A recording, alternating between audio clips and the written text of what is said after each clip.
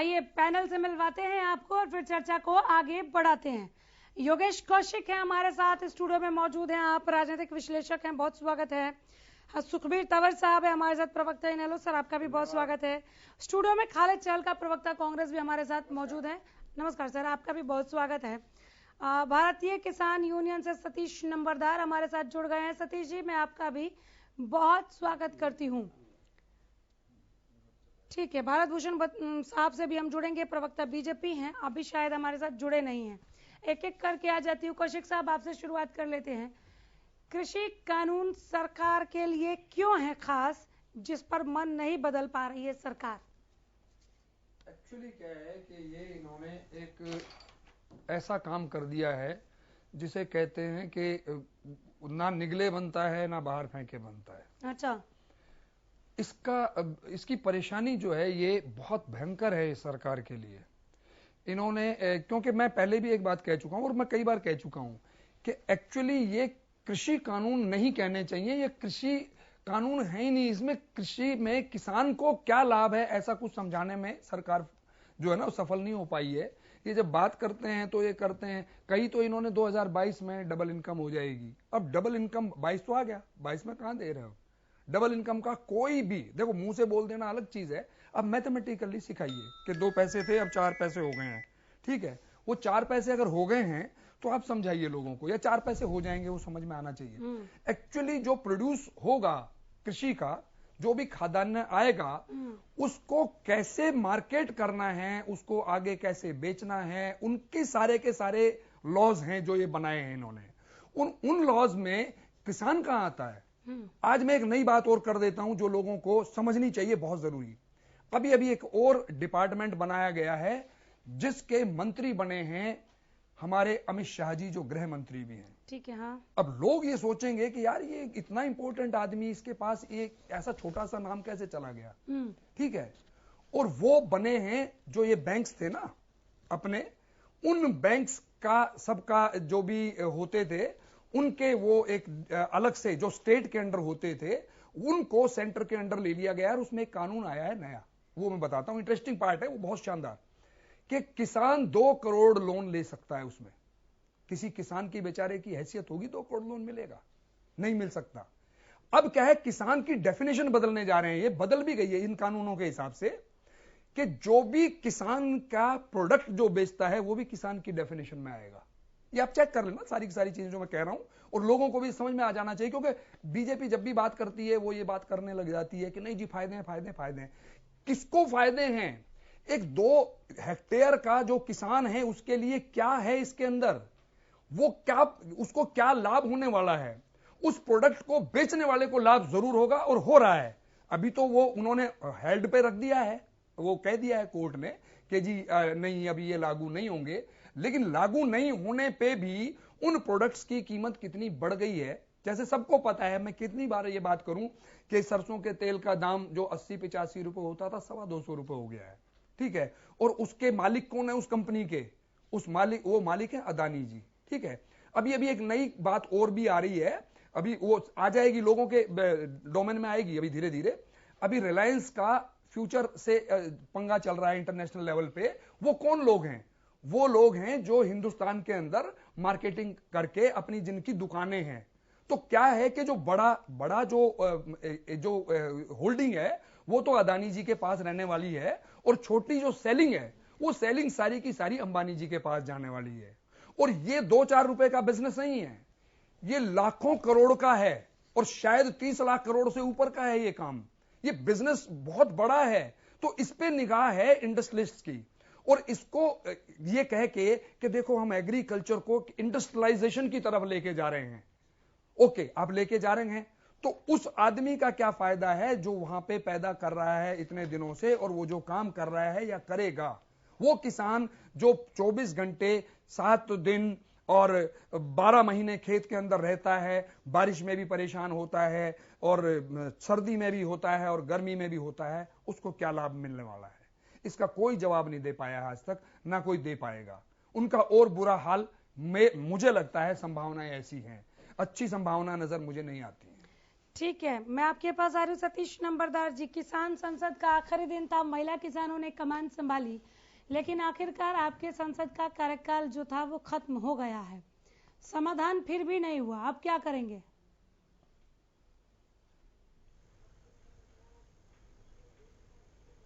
जो मेरे देश के वीर जवान मैदान लेकर आए हैं, उनके प्रति बहुत बहुत धन्यवाद पूरी भारतीय किसान यूनियन की तरफ से और भारतीय किसान यूनियन की तरफ से और भारतीय किसान यूनियन की तरफ से तीज के त्योहारों की पूरे देश को बहुत बहुत बधाइयां। और रही बात ये संसद की, किसान कल भी पीछे नहीं था, किसान कल भी जीता था और आज भी जीत रहा है। माननीय प्रधानमंत्री जी से मैं एक बात पूछना चाहूंगा, जिन्होंने वे ये तीनों काले कानून हटाने से जो पीछे हट रहे हैं, उन्होंने अपना पूरा मंत्रिमंडल क्यों हटा दिया? उन्होंने खुद कई प्रदेशों के मुख्यमंत्री हटाने का काम किया। वे मुख्यमंत्री खराब थे क्या? वे मंत्री इनके खराब थे क्या? जो ये तीनों काले कानून में बोल रहे हैं अकम नहीं संशोधन करवा लो, वे मुख्यमंत्री क्यों हटाए? उनका संशोधन क्यों नहीं किया? उनसे समझाया क्यों नहीं? लेकिन उनमें कुछ कमियां होंगी तो वे हटाने का काम हुआ। ये तीनों काले कानून खराब हैं और किसान कल भी रोड पे था और आज भी इतने करो या मरो वाली स्थिति में रहेगा, वापस नहीं जाएगा बिल्कुल भी।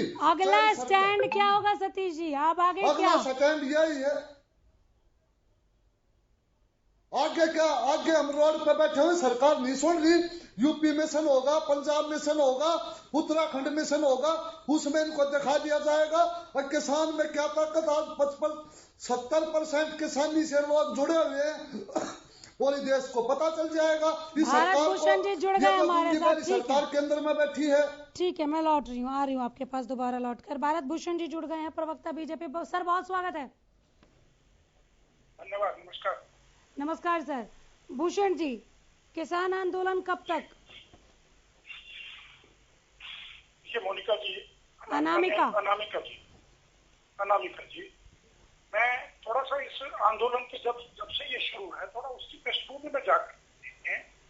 अभी जब ये आंदोलन शुरू हुआ तो 3 शंकाओं के आधार पर ये आंदोलन शुरू हुआ था। पहली शंका ये थी कि इससे मंडियां बंद हो जाएंगी। दूसरी शंका ये थी कि जो किसान की जमीन है, जब कॉन्ट्रैक्ट फार्मिंग नहीं होगी तो जो कॉन्ट्रैक्टर होगा उसकी जमीन को हड़प देगा।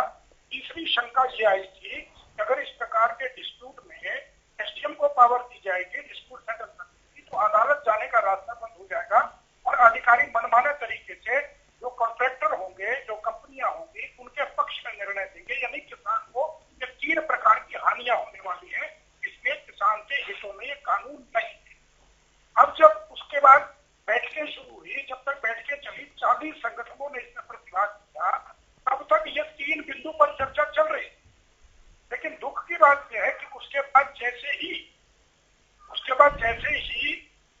इसमें व्यवधान डालने की बात आई, तो जब इसका राजनीतिकरण हुआ तो ये बात सामने आकर के खड़ी हो गई, तीनों कानून काले हैं, इनको जड़ से रद्द कर दीजिए, निरस्त कर दीजिए और कोई बाद में बात कर देखी जाएगी जब तीनों कानून। मेरे कहने का अर्थ ये है कि जो शुरू में था तो आंदोलन में शंकाओं के आधार पर तो शंकाओं का समाधान सरकार करने को तैयार।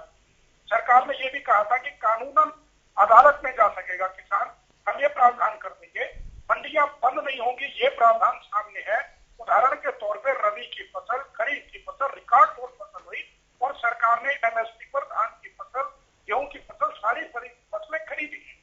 उसके बाद इसमें यह था कि भाई किसान की जमीन चली जाएगी, उसमें भी क्लियर किया गया था कि किसान की जमीन का कॉन्ट्रैक्ट नहीं हो रहा है, किसान की फसल का उत्पादन का कॉन्ट्रैक्ट इसमें कॉन्ट्रैक्टर कर पाएगा।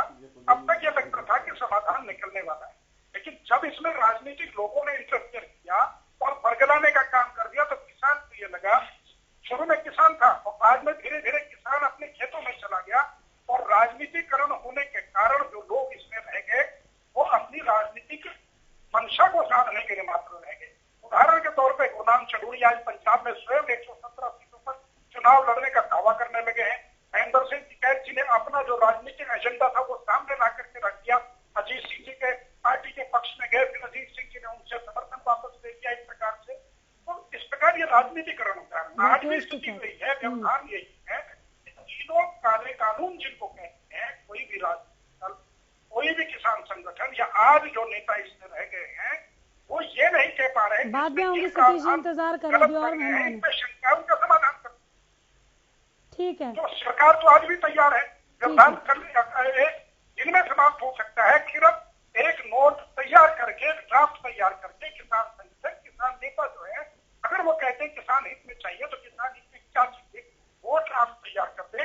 सरकार उस पर बात करने को तैयार है, हमेशा तैयार है, कौन मना कर रहा है। हम तो निवेदन करते हैं कि आप सामने आइए, इस पर एक ड्राफ्ट तैयार करके बताइए कि कानून में जो आपको शंकाएं हैं, उन नियमों में क्या संशोधन होना चाहिए, ताकि आपको ये सुनिश्चित हो जाए कि किसान का। ठीक है, खाली चाल का सरकार क्या गलत कह रही है? बड़े अजीब तरह की स्थिति है इस समय देश के अंदर। 8 महीने के आंदोलन में इस आंदोलन को समर्थन किस किस का मिला इस देश के अंदर? इस देश में जवान का समर्थन किसान को मिला, इस देश के अंदर छात्रों का समर्थन किसान को मिला, इस देश के अंदर महिलाओं का समर्थन किसान को मिला, इस देश के अंदर बच्चों का समर्थन किसान को मिला। कल यूपी में एक प्रोग्राम होता है यूपी पंचायत के नाम से, जिसमें किसान नेता राकेश टिकैत जी जाते हैं। उन्होंने 11 बारी दौर की बातचीत का उन्होंने खुलासा किया। उनसे पूछा गया कि आप ये बातचीत हुई 11-12 दौर की, इसको आप किस तरह देखते हैं? उन्होंने बड़े साफ लफ्जों में कहा कि जो लोग आते हैं वो सरकार नहीं है, ना उनके कोई पास पावर है। सरकार को कंपनी सरकार कहिए, मोदी सरकार कहिए, ये किसान नेता के वर्ड हैं। इस सरकार को मोदी सरकार कहिए, कंपनी सरकार कहिए, जो लोग हमसे बात करने आते हैं उनके कागज लिख के उनके बगल में टांग दिए जाते हैं, और वो हमसे अगर एक क्वेश्चन उस उनके पर्चे से अलग अलग होता है तो उसके लिए दोबारा से पूछने जाते हैं। यानी कि वो लोग डिसीजन लेने की स्थिति में नहीं है जो लोग बात करने जाते हैं किसानों से। अब आप नरेंद्र तोमर को कह रहे हैं क्या? हाँ, कृषि मंत्री के लिए उन्होंने साफ साफ कहा, कृषि मंत्री के लिए उन्होंने साफ साफ कहा कि कृषि मंत्री को मात्र एक सरकार डाकिए की तरह इस्तेमाल करती है। हम इसको यूं भी देख सकते हैं कि शोहरत की बुलंदी है साहब, पल भर का तमाशा, जिस डाल पर बैठे हो डाल टूट भी सकती है। नरेंद्र मोदी जी एक मतलब उन्होंने साफ साफ कहा कि सरकार नरेंद्र मोदी जी कहिए या कंपनी सरकार कहिए, कि जो भाजपा के चुने हुए लोग हैं ये तो उस तरह से हैं, सरकार के गवैये हैं, ये सरकार के गवैये। इनके पास कोई ऑथेंटिक ना इनके पास पावर है। इनको एक पर्ची बस्ता दे दिया गया कि इसको गाते रहिए, आपको बने रहना है तो, अन्यथा आपको भी जो मार्गदर्शक मंडल है उसमें कोई एज की लिमिट नहीं है। उसमें जिस को जो सरकार के खिलाफ, माननीय मोदी जी के खिलाफ बोलेगा उनका मार्गदर्शन मंडल बनेगा, और कुछ मंडल बनने होंगे जो सरकार के खिलाफ बोलेगा उनको सब मंडलों में भर्ती कर दिया जाएगा, लेकिन देश की आवाज नहीं सुनी जाएगी। ये सुनेंगे कब? इस देश के अंदर, इस देश को कृषि प्रधान देश ऐसे नहीं कहा गया है। इस देश में कृषि के ऊपर पूरा भारत, मतलब उसकी अर्थव्यवस्था भी मजबूत होती है। कुछ लोग खेती करते हैं, खेती से जुड़े मजदूर हैं, किसान हैं, बहुत सारे लोग उससे जुड़े हैं। जमीन तो अमेरिका में हमसे ज्यादा पड़ी है खेती के लिए, लेकिन वहां तो कृषि प्रधान नहीं कहा गया, क्योंकि वहां धंधा है कृषि, और यहां कृषि आजीविका है भारत के लोगों की। ये सरकार क्या करना चाहती है? इस कृषि को यहां धंधा बना देना चाहती है, और धंधे को अपने उद्योगपति मित्रों को सौंप देना चाहती है। ये सरकार का एजेंडा है। मतलब अजीब स्थिति है कि हम कहें कि भाई हमको नहीं चाहिए, मुझे अभी जहां मुझे आपने बिठा के रखा है, मैं कहूं कि मुझे सीट कंफर्ट नहीं है, आप मुझे दूसरी दे दीजिए, तो आप कम से कम इतना तो सोचेंगे कि नहीं कुछ तो बात होगी। किसान के लिए कानून है, किसान क्या कह रहा है, मुझे नहीं चाहिए, तो मतलब क्या है कि आप जबरदस्ती गले में क्यों डालना चाहते हैं? इसके पीछे कोई तो एजेंडा होगा ना। आपने जिस पल भर के तमाशे का जिक्र किया, उस तमाशे के खत्म होने का इंतजार कर रहे ताकि जो डाल टूटे उस पर बैठे। नहीं, फिर खत्म होने वाली बात नहीं है अनामिका। सुनो, इस देश के अंदर जब ये कृषि जो बिल, ये कानून बिल आए, तो सबसे पहले विरोध करने वाले हमारे नेता श्री राहुल गांधी जी हैं। हरियाणा में माननीय कुमारी शैलजा जी ने आवाज उठाई। सबको पता है उनकी दूरदर्शी सोच है। वो आज के ये जो बैठे हैं भाजपा में गवैये, ऐसी सोच नहीं है। एक वक्त गुजर गया, एक समय गुजर गया, उन्होंने देखा है देश का भला बुरा, आजादी, सब कुछ देखा है उस परिवार ने। उनको पता है कि कृषि सबसे पहले आवाज किसने उठाई। तो मतलब ये आप सब लोग क्या सोचना चाहते हैं? अब मैं उत्तर प्रदेश का भी आपको उदाहरण देता हूं। जो लोग यूपी में पंचायत की बात करते हैं, पंचायत नाम से कार्यक्रम चलाते हैं, प्रोग्राम से पहले उत्तर प्रदेश के मुख्यमंत्री के साथ फोटो खिंचाने के लिए इतने साथ उतावले थे मीडिया के लोग, माननीय ये समझ लिए विश्व प्रसिद्ध व्यक्ति के साथ फोटो खिंचाने के लिए उतावले थे वहां के मीडिया के लोग, खासकर आज तक की टीम वहां कार्यक्रम कर रही थी। तो ये डर है ना, इस डर को तो निकालना होगा, आवाज तो उठानी होगी। क्या जब इस देश के अंदर कांग्रेस की शासन था, यूपीए का शासन था, तो आवाजें उठती थी, उनको आप किस तरह से देखते थे? और आज अगर किसी के साथ बदसलूकी होती है, जांचती होती है, कांग्रेस उसको उठा रही, तो आप क्या कहते हैं आप लोग कि उस डाल पे बैठने की फिराक में? ये नहीं हमारी जिम्मेवारी है, हमने इस देश की आजादी में लड़ाई अपना योगदान दिया है। सवाल पूछना हक है, हम सबसे पूछ रहे हैं, बीजेपी से भी पूछ रहे हैं, आप पर आरोप है तो आपसे भी सवाल जरूर पूछेंगे। तंवर साहब। अनामिका जी, जिस प्रकार से किसान संसद चली, ये इस स्वतंत्र भारत में पहला ऐसा उदाहरण है। और निसंदेह किसान संसद का इस सत्र में चलना दिल्ली में कहीं ना कहीं हमारी जो माननीय संसद है उस पे कहीं ना कहीं प्रश्न चिन्ह है। ये एक संकेत था, लेकिन भारतीय जनता पार्टी की केंद्र सरकार इस संकेत को समझ नहीं रही है। इससे ज्यादा गलत बात नहीं हो सकती है। अभी विषय आया कि कृषि कानून काले सफेद। देखिए, निसंदेह कृषि कानून काले हैं। मैं भारतीय जनता पार्टी के प्रवक्ता महोदय से निवेदन करूंगा, जब उनका नंबर आए तो मेरे सवालों का जवाब जरूर देके जाएं। आखिर ऐसी क्या मजबूरी और मंशा थी जो आवश्यक वस्तु अधिनियम 1955 में फेरबदल करके और जो स्टॉक की सीमा थी उसको असीमित कर दिया गया? इसका फायदा किसे होगा और नुकसान किसे होगा? निसंदेह ये जो कानून में परिवर्तन हुआ है, इसमें किसान ही नहीं प्रत्येक वर्ग को निचोड़ने का काम किया गया है। और इसका सीधा सीधा फायदा अगर किसी को है तो वो सिर्फ और सिर्फ पूंजीपतियों को है। इसके अलावा कॉन्ट्रैक्ट फार्मिंग की वो खुद ही बता रहे थे। निसंदेह जिस प्रकार का ड्राफ्ट और जिस प्रकार का यह अधिनियम पारित हुआ है, उसमें कॉन्ट्रैक्ट फार्मिंग में जिस प्रकार से किसान को सीमित कर दिया गया है, और अतीत का भी अगर आप देखें, एसडीएम स्तर का अधिकारी ना पहले, ना आज और ना भविष्य में कंपनी और सरकार के खिलाफ नहीं जा सकता, और निसंदेह किसान की आवाज नहीं सुनी जाएगी। और जिस प्रकार से एपीएमसी कानून बिहार में खत्म किया गया, उसी प्रकार से हरियाणा में और पंजाब में एपीएमसी कानून का बहुत भारी प्रभाव है किसानी पे और उनकी आमदनी पे। ये एपीएमसी कानून को खत्म करके निसंदेह पूंजीपतियों के हाथ में इस जो खाद्यान्न है उसकी खरीद फरोख्त देना चाहते हैं, और आवश्यक वस्तु अधिनियम में परिवर्तन भी इसी बात को लेके हुआ है। इसके अलावा जो किसान आंदोलन का सबसे मैं विषय बताऊं, जो किसान आंदोलन को दबाने के लिए जिस प्रकार से इन्होंने हरियाणा प्रदेश में तिरंगा यात्रा शुरू करी है, आखिर में भारतीय जनता पार्टी के प्रवक्ता महोदय जरूर बता के जाएं, 1947 से लेके 2002 तक क्यों आरएसएस के मुख्यालय पर राष्ट्रीय ध्वजारोहण नहीं हुआ, वो जरूर बता के जाएं। इसी से पता चलता है कि भारतीय जनता पार्टी भारत के राष्ट्रीय ध्वज का कितना सम्मान करती है, शहीदों का कितना सम्मान करती है। इसके अलावा मैं एक और बात बताऊं, जो गुड़गांव में पटौदी में जो कल इनकी यात्रा निकली शहीद सम्मान के नाम पे, जिस गांव से यात्रा शुरू हुई उस गांव में 2 शहीद थे। एक शहीद के परिवार को समय देने के बावजूद इनके नेता वहां नहीं गए, और वहां आज विद्रोह और विरोध की स्थिति है। इसके बारे में अनेक लोगों ने आज उपमंडल अधिकारी नागरिक पटौदी को ज्ञापन भी दिया है। ये इस प्रकार की इनकी बात है। हर मुद्दे पे भारतीय जनता पार्टी की प्रदेश सरकार की बात करूं, फेल हो चुकी है। जितने भी खट्टर नीति प्रदेश सरकार में जितनी भी भर्तियां हुई हैं, सबके पेपर लीक हुए हैं और सभी में केस दर्ज हुए हैं। आज तक बता के जाएं भारतीय जनता पार्टी के प्रवक्ता, किसी अपराधी या अधिकारी को अगर सजा हुई हो तो एक भी ऐसी भर्ती नहीं है जिसमें पेपर लीक नहीं हुआ। ये इस प्रकार की सरकार है। आज देश प्रदेश इनको अच्छी भली भांति समझ चुका है और इनको आने वाले समय में जवाब देगा। दूसरा मैं उदाहरण बताऊं, अगर सरकार इतनी सक्षम है, हरियाणा सरकार की बात कर रहा हूं, क्यों पंचायत के चुनाव फरवरी में ड्यू थे, क्यों नहीं करवाए? निसंदेह किसान आंदोलन से डरे हुए लोग हैं, और जिस प्रकार से गांव-गांव में इनका विरोध हो रहा है, और विरोध के दृष्टिगत ही भारतीय जनता पार्टी के नेता बहुत सारे सवाल हो गए, बहुत सारे सवाल आगे बढ़ाते जा रहे हैं, जिसका कोई मतलब नहीं है। सारे हरियाणा को प्रतिनिधित्व विहीन कर दिया है। ये इनकी जिम्मेदारी है, तुरंत प्रभाव से चुनाव ठीक है। कौशिक साहब कुछ सवाल ऐड कर रहे हैं क्या? हल्का सा ये वैसे तो बातें सारी कह दी हैं। चहलका जी ने बोला है ना, जो कि जो इंडस्ट्रियलाइजेशन मैंने शब्द इस्तेमाल किया वो एग्जैक्टली वही चीज है। ठीक है, अमेरिका की जरूरत थी, और अमेरिका की जरूरत इसलिए थी कि वहां पे लेबर नहीं मिल रही थी इंडस्ट्रीज को, तो उन्होंने सोचा कि क्यों ना इसको एक इंडस्ट्री के तौर पे डेवलप किया जाए और यहां से लोगों को निकाल के इंडस्ट्री में लेके जाया जाए।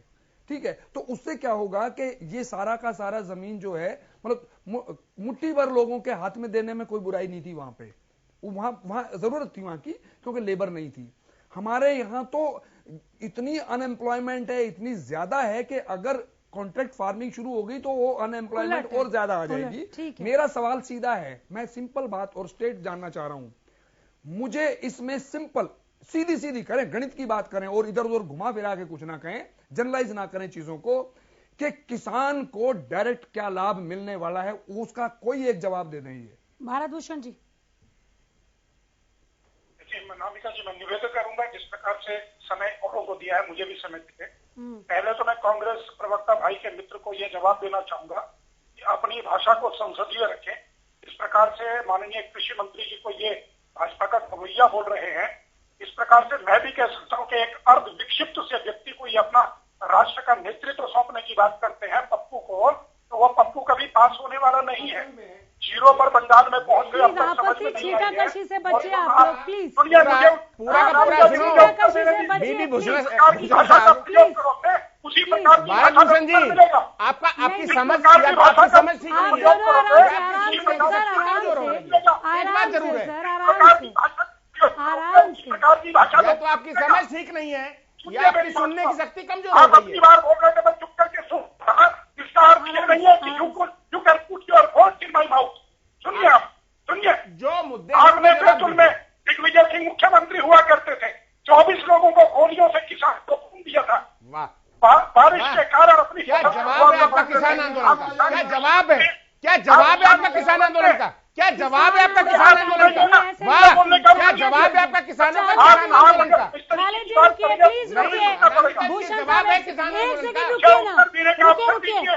मेरा अधिकार है भारत करने का। भूषण जी, आप किसी प्रकार से लांछन लगाएंगे आप आ तो जाइए, भाजपा का परिवर्तन चलिए आ जाइए, किसान आंदोलन पे आ जाइए सर, प्लीज सर, किसान आंदोलन किसान पे आंदोलन नहीं। का खालिद जी जवाब आपके नहीं बीच में वो नहीं बोले, प्लीज सर, मैं रिक्वेस्ट करूँ प्लीज। है किसान आंदोलन का जवाब नहीं। वो आ रहे किसानों को डायरेक्ट क्या फायदा है, यहीं से शुरू कर दीजिए सर, कोई बीच में नहीं बोलेगा प्लीज। दूसरी बात का उत्तर सुनिए, बोलिए, दूसरी बात का उत्तर सुनिए। बोलिए। मेरे मित्र कह रहे थे कि आरएसएस ने कभी अपने राष्ट्रीय ध्वज या तिरंगा नहीं फहराया। मैं आपको याद दिला दूं, इतिहास पढ़िए, गंवार मत बनिए। 2002 में पहली बार, अरे तथ्यों के साथ बात करें आप, तथ्यों के साथ बात करें। अरे अरे गवारपन आप कर रहे हैं, मैं तथ्यों के साथ बात कर रहा हूँ। क्या रहा है, ये हो क्या रहा है यहाँ पर, 2002 के बीच में ये हो क्या रहा है, प्लीज। ध्वज नहीं फहराया गया। गवारपन आप कर रहे हैं। तंवर साहब अपनी भाषा को विराम दें, एक सेकेंड, अपनी भाषा को विराम दें, प्लीज इस अपनी मंच भाषा को विराम दें। से इस तरह के शब्दों का इस्तेमाल ना करें आप बात कर रहा हूँ। प्लीज। विक्षिप्त, गवैया और ये गंवार, ये सब, ये मंच इजाजत नहीं देता, इस तरह के शब्दों का इस्तेमाल ना करें, कोई भी मत कीजिए प्लीज। आप लोग किसान आंदोलन पे बोलने के लिए, तंवर साहब प्लीज, सुखबीर जी रुक जाइए, आपकी बारी में वो नहीं बोले, उन्होंने रिक्वेस्ट की, एक बार बोलने दीजिए ना, अपनी बारी में बोलिए, आप अपनी बारी में बोलिए, जवाब तो लेने दीजिए। वो बता रहे हैं कि किसानों को डायरेक्ट क्या फायदा है, बोलने दीजिए, बोलने दीजिए, प्लीज रुक जाइए, प्लीज रुक जाइए, सुनने दीजिए, बोलिए सर, बोलिए। क्या डायरेक्ट फायदा है किसानों को, भारत भूषण जी?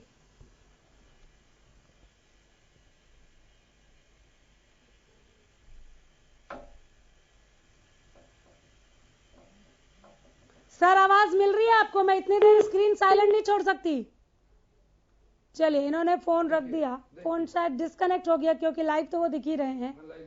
ठीक है, आप बोलिए तंवर साहब, देखिए फाइनल कमेंट समझ के बाद कंप्लीट कीजिए। जिस प्रकार से इन्होंने मुझे गंवार कहा, मैं तथ्यों के आधार पे कह रहा हूं, स्वतंत्रता प्राप्ति के बाद 2002 तक जो आरएसएस का मुख्यालय है उस पे राष्ट्रीय ध्वज को नहीं फहराया गया, और ये इस बात पे मुझे गंवार कह रहे हैं। गंवार ये खुद लोग हैं, इनको फैक्ट की जानकारी नहीं है। अरे मैंने जवाब मांगे सीधे, आप जवाब दें। मैंने तीनों कानूनों पर जवाब मांगे, आप तीनों कानूनों पर जवाब। ठीक है, सतीश नंबरदार जल्दी खत्म कीजिए, फाइनल कमेंट। सबसे पहले तो मैं बीजेपी के प्रवक्ता से सवाल करना चाहता था, चलेगा वो 20 लाख करोड़ के पैकेज का क्या हुआ? और चलेगा अपना स्टैंड बताइए और पूछ सकते हैं सवाल, क्या पता देर सवेर जवाब मिले। स्टैंड तो यही है। अब मैं ये बताना चाहता हूँ, अब जब एक देश में राजनीति का सबको नहीं है क्या? राजनीति लोग आंदोलन नहीं कर सकते क्या? जो बात के साथ बोलते हैं कि आंदोलन राजनीतिक है, राजनीतिक लोगों को आंदोलन करने का अधिकार नहीं है कई देश में? जो बात के साथ बोलते हैं कि आंदोलन के साथ राजनीति खड़ी होगी, और हम क्यों नहीं है सर? अधिकार नहीं होता तो आप आंदोलन में थोड़ी बैठे रहते। अधिकार है हमारा। किसका अधिकार नहीं है? कौन मना कर रहा है? बिल्कुल हक है आपको। खाली चाल का फाइनल कमेंट। जब नहीं बिल्कुल ठीक है, अगर वो ऐसा बोल रहे तो गलत बोल रहे हैं, ठीक है नहीं बिल्कुल। और राजनीति में जाने की भी अगर कोई सोच रहा है तो इसमें भी कोई गलत नहीं है। हम जा सकते हैं राजनीति में, ऐसा नहीं है कि हम आंदोलन कर रहे हैं तो हम पे ठप्पा लग गया कि हम राजनीति में नहीं जा सकते। आप दुरुस्त फरमा रहे। काले चल का अभी भूषण साहब शायद चले गए, उनको या तो सुनने की शक्ति कमजोर थी। मैंने उनको सरकार का कृषि मंत्री के लिए शब्द यूज नहीं थे, मैंने कहा था कृषि मंत्री को एज ए डाकिया भेजते हैं, ये तो उनका जवाब है। दूसरी बात जो तिरंगे की बात आ रही है, तिरंगा यात्रा की बात आ रही है, आज तिरंगा यात्रा में उनको ये बात चुभ गई जो आपने कहा कि उनको लिख के दे दिया जाता है कि ये गा के आ जाए। ये सच है, उन्होंने किसान नेताओं ने तो कहा, भैया उन्होंने समझ लिया। ये किसान नेताओं ने कहा है, मैंने तो नहीं कहा, जिनसे उनकी बातचीट होती है उन्होंने कहा है, ये मेरे शब्द नहीं, मैंने उनके शब्द बताए।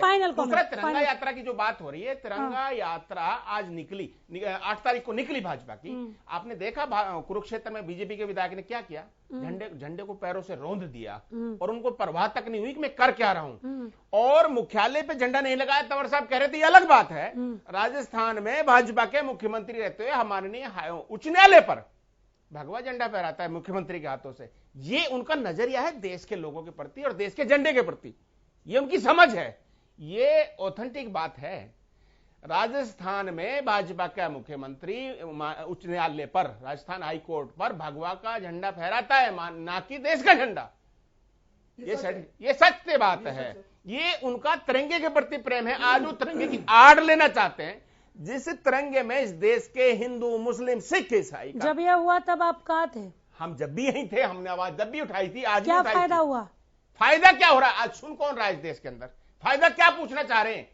1 मिनट में अगर ये कोई चीज, अगर इस तरह की कोई चीजें भाजपा ने माहौल क्या पैदा किया देश के अंदर, नहीं आएगी। दूसरी बात हम अगर हरियाणा की हम बात करें, सर नहीं आएगी बारी, प्लीज हाथ मत रेज कीजिए। सुनिए, अगर हम हरियाणा की बात करें, हरियाणा को दिया क्या है? दिया क्या भाजपा की सरकार ने? क्या दिया है? आपने भ्रष्टाचार दिया है, आपने पेपर लीक, बार पेपर लीक आंदोलन पे रहिए प्लीज। हरियाणा को दिया क्या है? हरियाणा की खेती आप खा जाना चाहते हैं, हरियाणा के युवाओं की नौकरी आप खा गए, आप बेरोजगारी में टॉप पर हैं। महिला और देती हूँ आपको, आप सवाल का जवाब दीजिए। हाँ बोलो। जो ये कहा जा रहा है कि चुड़ूनी अपनी राजनीति देख रहे हैं और टिकैत अपनी राजनीति देख रहे हैं, उससे पहले ये कहा जाता है बीजेपी की तरफ से कि आप लोग आंदोलन को स्पॉन्सर कर रहे हैं, आप लोग हवा दे रहे हैं, आप लोग अपनी राजनीतिक रोटियां सेक रहे हैं। इसका जवाब दीजिए जल्दी से। मैं ये कहना चाहता हूँ इस देश का मीडिया और इस देश की सरकार स्पॉन्सर है इस देश के उद्योगपतियों की। अच्छा, ये इसका जवाब है आपको। इस देश का मीडिया और माननीय प्रधानमंत्री जी स्पॉन्सर हैं इस देश के उद्योगपतियों का, जो इस देश को मीडिया से नाराजगी कैसे, देश को अपने घर की बपोती बना लेना चाहते हैं। मीडिया से इतनी नाराजगी नहीं, नाराजगी नहीं है, नाराजगी नहीं है। आपने मुझे सवाल ऐसे पूछा ना, स्पॉन्सर कर रहे हैं, तो जवाब तो देना तो पड़ेगा कुछ ना कुछ।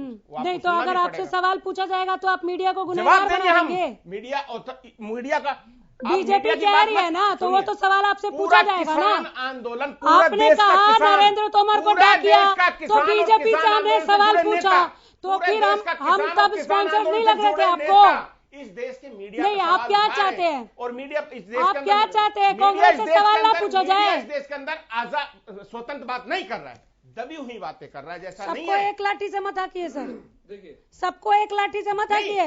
अब मेरा आपसे मतलब नहीं है, सबको एक लाठी से मत हाकिए। जब आप मीडिया की बात करते हैं देश के अंदर एनडीटीवी तो उसमें हम भी आते हैं। इस देश के अंदर और बहुत सारे चैनल चलते हैं, सबकी बात नहीं है। जो करेगा वो दिखेगा, जो नहीं करेगा वो नहीं। नाम लेकर डंके की चोट पे बोलिए, ताल ठोक के बोलिए जो कर रहा है कौशिक साहब। मैं डंके की चोट पे बोलता हूँ कि आपके अलावा मुझे कुछ एक चैनल नजर आए हैं जिन्होंने किसानों के ऊपर बात की है, सिर्फ और सिर्फ आप। कई महीनों से लगे सर। हाँ, मैं खुद डिबेट में हूं, इसीलिए मैं जानता हूं। हाँ। ठीक है, आप पे सवाल नहीं है, लेकिन आप इससे बाहर जब देखेंगे ना, तो मैं चैनल्स के जिनके चाहो मैं नाम ले देता हूं, वहां क्या चल रहा है आज के दिन, आप चैनल खोल के देखिए, आप जब फुर्सत में हो तो वहां पे चल रहे राम मंदिर के अंदर योगी जी जा रहे हैं, वहां पे चल रहा है मोदी जी का बस्ता जिसके अंदर गेहूं बांटे जा रहे हैं, ये चल रहा है क्योंकि वहां पे चुनाव आ गया है। इन लोगों को किसानों से कोई लेना देना नहीं है। इन लोगों ने, चलिए भारत भूषण जी जुड़ गए हमारे साथ। अभी मैं ईमानदारी से बता रहा हूं, भारत भूषण जी ने जो कहा था 58 पे फाइनल बुलेटिन हिट करना है मुझे, वो ऐसे ही वाइंड अप कर देंगे। भारत भूषण जी, किसानों से कोई लेना देना नहीं है, सुना आपने? गंभीर आरोप है। सुना है। देखिए बोलिए अनामिका जी, मैं बड़े निवेदन से कहना चाहूंगा, मैं उदाहरण देना चाहूंगा। 2020 में आंदोलन शुरू हुआ, 2019 ले लीजिए, 2018 ले लीजिए, 2017 ले लीजिए। मैं पंजाब की बात कर रहा हूँ, कांग्रेस की सरकार है, वहां पर अडानी ग्रुप का लुधियाना में रायपुर के लगे एक लॉजिस्टिक पार्क खुला, लगभग 500 परिवार वहां नौकरी करते थे, 275 स्टोर खुले, उनमें 5000 लोग नौकरी करते थे। तब कांग्रेस सरकार को नहीं दिखा। आज वो सब कुछ बंद करके, हड़ताल करके उसको बंद कर देने का काम किया। हजारों लोग, ये जो आप भूषण जी, भारत भूषण जी सुनो, ये इतिहास मत पढ़ाओ, इस देश के लोगों को, इस प्रदेश के लोगों को इतिहास मत पढ़ाओ, इस देश के प्रदेश के लोगों को इतिहास मत पढ़ाओ, अनामिका इस जी, देश के प्रदेश के लोगों को इतिहास मत पढ़ाओ। अगर कुछ कर नहीं सकते, कुछ कर नहीं सकते तो किसानों से माफी मांग लीजिए। कुछ कर नहीं सकते तो किसानों से माफी मांग लीजिए। कुछ नहीं कर सकते इस देश के किसानों के लिए, उनसे माफी मांग लीजिए। तो आज भी कोई समाधान हम नहीं ढूंढ सके। बंद कर लीजिए। देश में शायद पहली दफा ये हुआ कि संसद के समानांतर संसद चला। मैं सर आपको टाइम दिया था, मैंने आपको टाइम दिया था, फोन डिस्कनेक्ट हो गया, ज्यादा वक्त नहीं दे पाई, माफी चाहूंगी सर, मुझे अब वाइंड अप करना पड़ेगा, अब ज्यादा वक्त है नहीं। नमस्कार, बहुत स्वागत है आप सबों का यहाँ पर आने के लिए, शुक्रिया, और इसी के साथ देखते रहिए हरियाणा।